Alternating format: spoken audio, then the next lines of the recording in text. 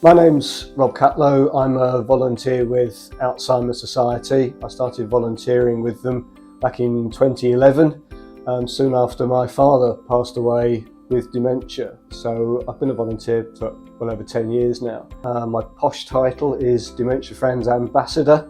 It doesn't make me an expert. I'm not a doctor or a counsellor. I'm a bloke whose dad had dementia, but I've learned a little bit about it since I've been retired.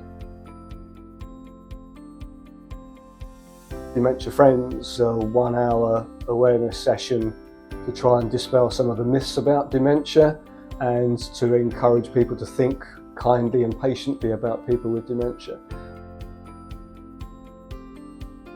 I think it's awareness of what dementia is and what it isn't. And okay, we can't at the moment cure it, but society, local communities can learn from the session, we hope, and then react in a kinder, more patient way with people with dementia. And obviously there's loads of people with dementia now, like 900,000 approximately, and that touches so many different people. There's people with dementia themselves, family, friends, work colleagues, all of that range of people. So it impacts so many lives that we just felt it was so important to get the message across, to try and almost dispel some of the stigma so that people are less scared of it. Okay, it's still not a nice condition to be, but it can be well looked after with the right support. I came along and delivered a session to staff here in January 2020, and that seemed to be quite well received. Would I mind coming along and doing sessions around coffee morning, piece of cake? Sounded ideal, really informal, it's a nice atmosphere, fairly small group, 6 to 12 people normally. So I think I've done 7 sessions like that over the last couple of years. Clear cut, I've been arranging these coffee mornings for a few years now. It's fairly informal, it's fairly layman's terms. We actually start with a little bit of a quiz just to see if people know anything at the moment, and then we develop the answers to that quiz, and that helps to bring out some of the key facts. And then using a bookcase as a fairly simple analogy to what goes on in people's minds when the brain does begin to deteriorate, it helps to illustrate why it tends to be short-term memory that goes first for people with Alzheimer's anyway. And then we look at making a cup of tea and just realise how complicated that actually is. It's not as simple as we sometimes think it can be.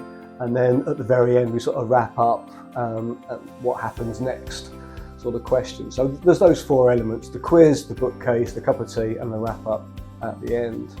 And yeah, it's informal, there's questions and answers, and I can be interrupted at any time. I don't know all the answers. I wish I did, but I don't. But if I don't know, then I'll point you to the right place on the website to try and find out more. Pointing them at Alzheimer's Society.